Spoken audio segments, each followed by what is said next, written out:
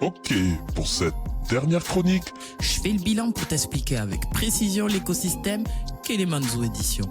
oui mon ami, on a compris. La maison Kelemanzo Édition gère les contrats de cession pour les droits d'auteur de mon répertoire. Elle finance via son label Féminin Prod la production d'œuvres et assure la commercialisation, promotion et communication via son agence d'influence, les 2C Éditions.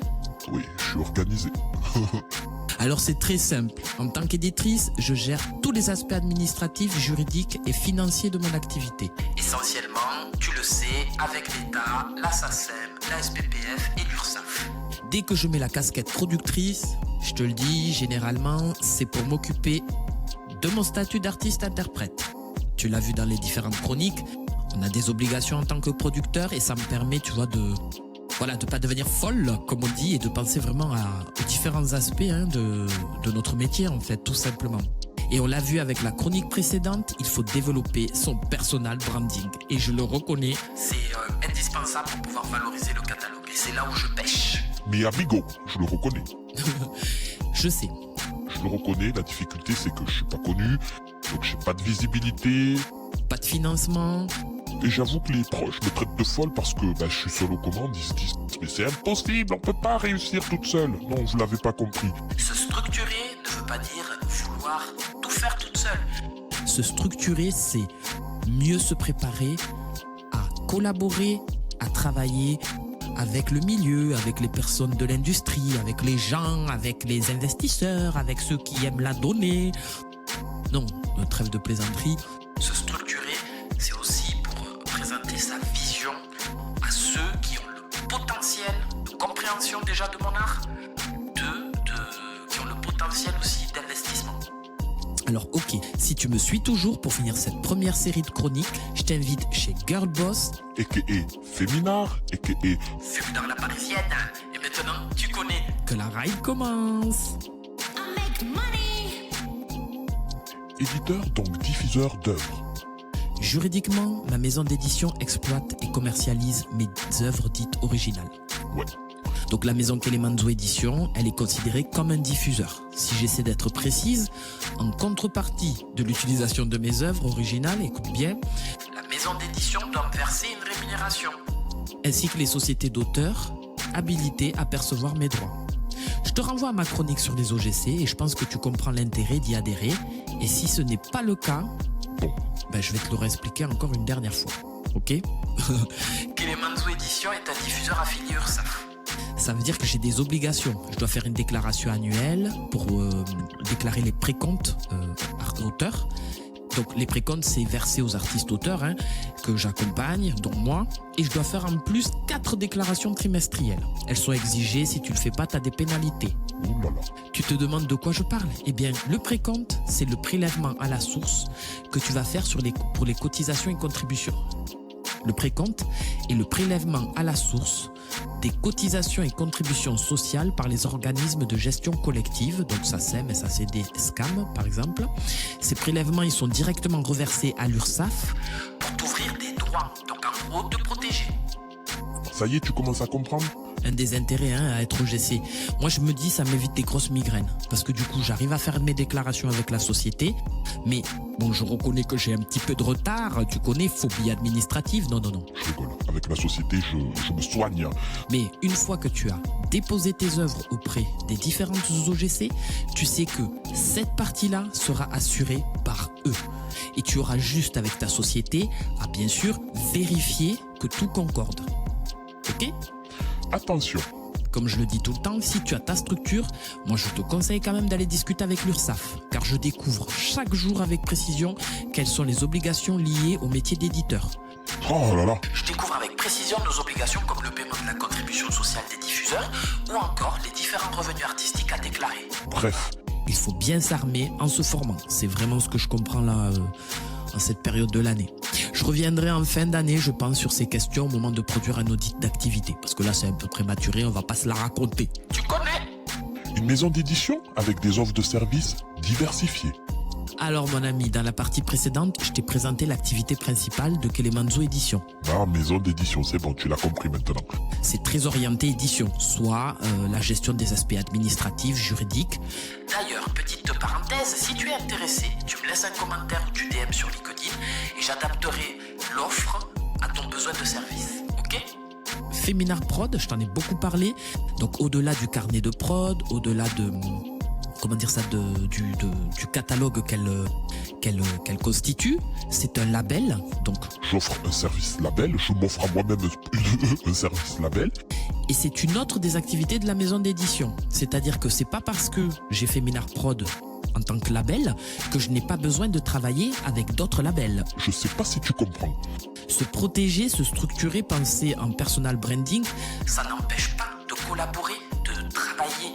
C'est juste que je suis pas à la recherche d'une signature, je suis à la recherche d'investissement, je suis à la recherche de collaboration, en fait de points de convergence, tu vois, d'intérêts communs. You know? C'est ça l'activité d'un label. Et je m'occupe essentiellement de moi, mais pas que. Parce que derrière, tu l'as compris, dans les précédentes chroniques, il y a aussi des compositeurs, des beatmakers derrière, voire des interprètes. Et donc c'est tout cet écosystème-là, en fait, qu'il faut arriver à structurer pour arriver à générer des revenus. Dans mon cas, on va déjà commencer par tenter de générer d'avoir de la visibilité. D'accord? Ok. Donc je reviens sur Féminar Prod. Comme je te le disais, c'est le label, c'est une autre des activités de la maison d'édition. Et donc, ces chroniques que tu écoutes là, depuis le début, et je t'en remercie, elles lui sont totalement consacrées. Mais si tu as fait attention, en introduction de cette chronique, je t'ai également parlé du service d'agence Les 2C Éditions. Et là, Comment je pourrais dire ça? Personal branding en fait. Parce qu'à un moment donné, s'il faut de la visibilité, il faut commencer à penser à comment tu veux te présenter aux auditeurs en fait. Moi j'aime pas le mot public, aux auditeurs. Les 2C Éditions gèrent essentiellement mes profils sur les réseaux sociaux, mon personal branding Féminar La Parisienne, les collaborations et partenariats. Elle gère aussi mes pages artistes Féminar. Et via l'agence, je lance un concept qui est très simple pour le moment. Je pars du postulat qu'un texte se marie avec n'importe quelle prod. Alors j'ouvre les votes, face A ou B. Je t'invite à aller écouter les deux versions de mes titres actuellement sur les plateformes et réseaux sociaux. Tu votes. Tu vas écouter les titres sur ta plateforme d'écoute préférée, tu réécoutes sur les réseaux sociaux et tu votes. Et tu fais voter ta communauté. Je te mets les liens en bio. Pour la prochaine session, je t'invite à DM sur Bistar ou BenLab. Je te mettrai aussi un lien en bio de la chronique. Donc je le rappelle, le concept il est simple. En phase 1, Soumets, j'écoute ta prod.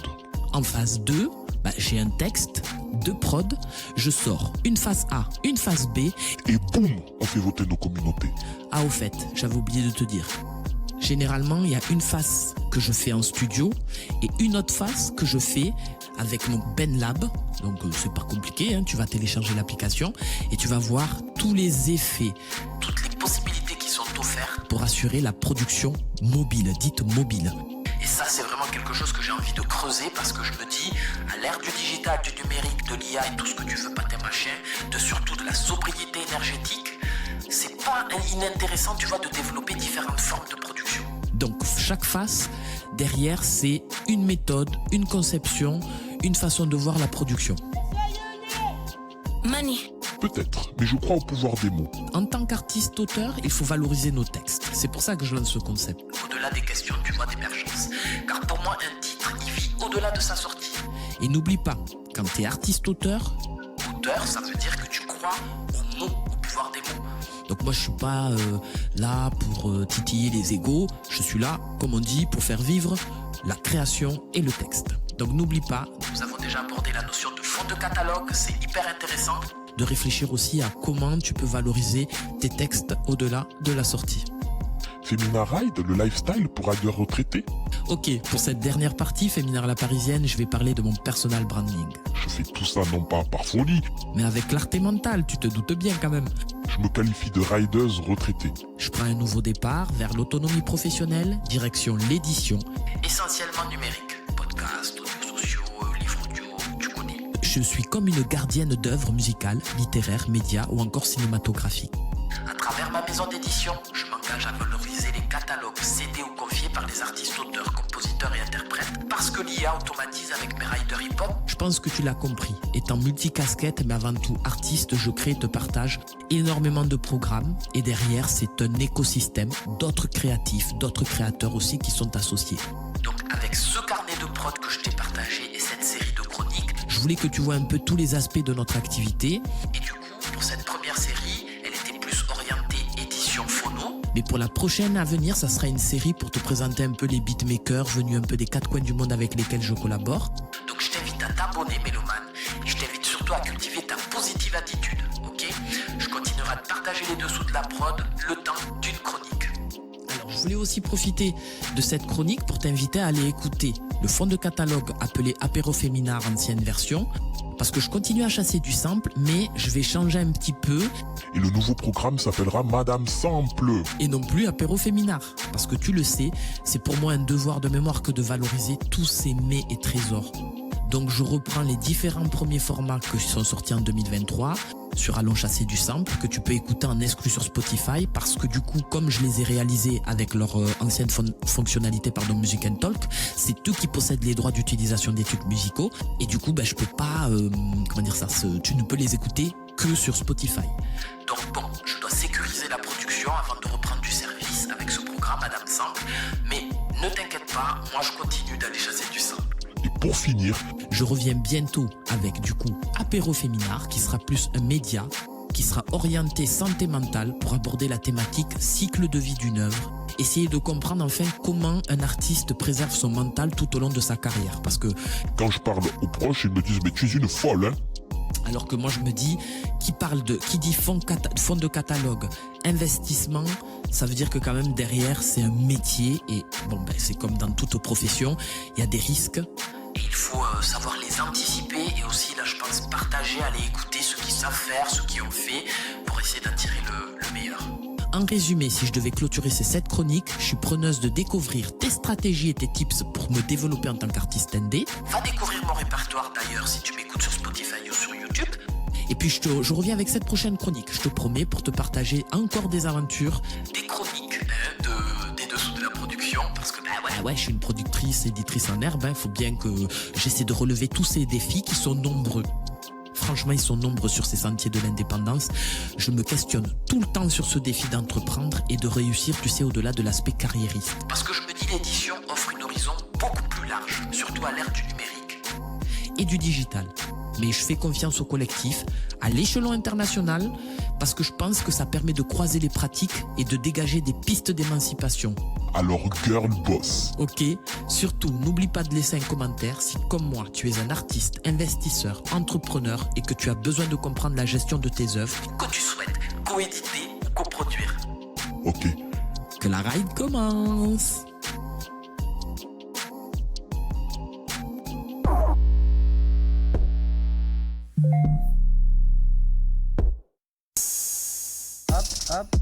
Bon, ok, ride.